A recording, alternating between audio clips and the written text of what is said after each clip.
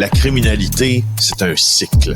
Et tu vois, le nouveau procès va se dérouler sans qu'aucun témoin ne se présente à la barre. L'histoire des criminels racontée par l'unique journaliste d'enquête, Félix Séguin. Bonjour Félix. Bonjour.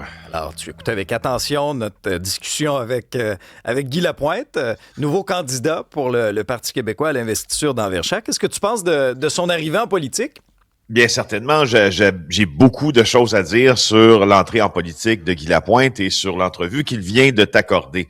D'abord, je pense que unanimement, et j'en suis, disons, les chroniqueurs, le commentariat politique salue l'arrivée d'un homme comme Guy Lapointe en politique. Donc, il se présente pour le PQ avec probablement certaines velléités pour occuper le ministère de la Sécurité publique ou celui de la Sécurité intérieure, parce que c'est son nom maintenant, un candidat ministrable selon Paul Saint-Pierre Plamondon. On verra bien s'il est appelé à servir comme ministre. Et d'abord, on verra bien si le Parti québécois est élu. Alors, chose dite, il faut saluer également les politiques de Yann Lafrenière à titre de ministre de la Sécurité intérieure. Et c'est pour ça que je te dis que je vois ça d'un bon œil, en sens où présentement, il y a deux partis au Québec qui manifestement ne déconsidèrent pas les enjeux de sécurité publique et placent les bonnes personnes dans les bons postes pour s'y attaquer.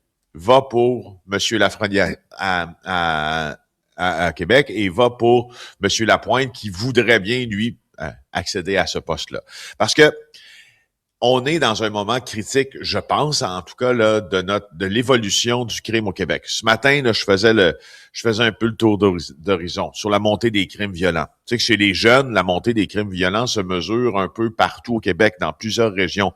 Si tu regardes juste à Longueuil, là, le service de police de Longueuil a arrêté 144 mineurs accusés de crimes contre la personne en 2025. Ce sont des hausses fulgurantes. Il y a une hausse aussi des crimes de violence conjugale, aussi des hausses fulgurantes.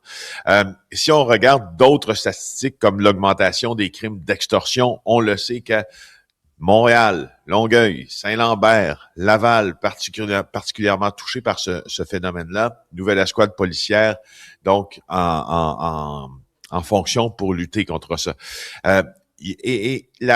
En tout cas, moi, il m'a été donné de voir au cours des dernières années, c'est une perception, mais moi, je vous dis que les problèmes de sécurité publique, ça me semble être beaucoup dans ce qu'on voit qui nous dérange. C'est-à-dire, tu prends le métro, tu vois quelqu'un qui s'injecte des drogues dures sur les quais ou dans la rame, ça a un effet sur ton sentiment de sécurité. N'est-ce pas? C'est parce que c'est direct. C'est direct. C'est confrontant, c'est sûr. C'est confrontant. Ah oui. La majorité d'entre nous, là, on ne verra pas, exemple, des gens se faire abattre ou des coups de feu là, tirés devant nous lors d'un règlement de compte entre deux gangs. On verra pas. Statistiquement, là, je suis assez persuadé. Là, tu sais, moi, je veux dire, j'en ai jamais vu. Alors, on verra pas ça. Ça nous touche peut-être moins de dire que les jeunes sont un peu plus fous, sont un peu plus désorganisés que les choses qu'on voit en se rendant au boulot, en revenant du boulot. Alors, c'est sûr qu'il y a un effort à faire sur cette perception-là, en réglant ce qu'on peut voir. Puis ensuite, je t'entendais parler de Val-d'Or. Très, très important. On est encore, puis je ne sais pas à quel point on peut inverser cette tendance-là. Là. Les indépendants qui sont installés d'abord à Québec, ensuite dans Chaudière-Appalaches, après ça dans Port-Neuf, après sur la Côte-Nord, ensuite au Saguenay-Lac-Saint-Jean, maintenant en Abitibi-Témiscamingue. Les 3 morts dans les incendies criminels, là, c'est dû à quoi, tu penses, là?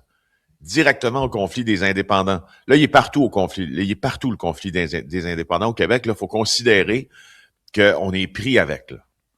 On l'a quelque part laissé s'installer, on est pris avec. Maintenant, faut essayer de remettre un peu la patate dans le tube, puis freiner cette violence-là. Alors, t'imagines à quel point des partis qui prennent au sérieux, comme la Coalition Avenir Québec, puis le Parti québécois, les problèmes de sécurité publique, c'est bienvenu en 2026. C'est ça mon idée sur l'arrivée de Yann Lafrenière.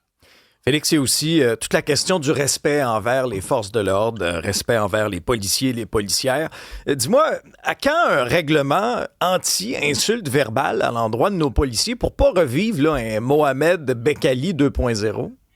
Ce que j'entends, là, c'est en train de faire son chemin, puis il y a une annonce qui pourrait survenir bientôt. On sait que de tels règlements existent à Longueuil et Québec. J'en profite pour te parler du coup de sonde de la firme Léger qui a été mené quelques semaines après cette fameuse vidéo où Mohamed Bekali s'est filmé en insultant la policière du SPVM qui a fait preuve de sang-froid devant ses propos vulgaires, sexistes et misogynes. 70% des personnes sondées qui résident toutes sur l'île de Montréal seraient d'accord pour qu'un règlement municipal interdise justement un tel comportement. Alors, pour ce qui est de Bekali en question, il y a 85% des répondants qui ont trouvé ces gestes préoccupants. Et voilà. Donc, il y a une rencontre prévue très, très prochainement avec la mairesse de Montréal à ce sujet. Donc, semaine prochaine, confirme la Fraternité des policiers et policières de Montréal. Ouais, il est à peu près temps. C'est quand même particulier, hein, cette disparité-là. Non, mais tu sais, d'une ville à l'autre, même si tu traverses le fleuve, c'est pas la même réglementation. T'sais, ça devrait être interdit partout. Là. Il y a une question de respect, il y a une question... Moi, je salue encore le calme de cette policière-là envers ce grossier personnage-là. Je te confirme que j'aurais pas eu le même pas eu la même patience, Alexandre? Non, peut-être mieux de moi pas non être policier. Non, c'est pas... Ça nous dit que ça prend des gens très, très, très bien formés, puis très calmes pour être policiers, et ce ne sont peut-être pas toi et moi. Non, on va garder notre travail de jour, comme on dit. Merci, Félix. Au revoir. Salut.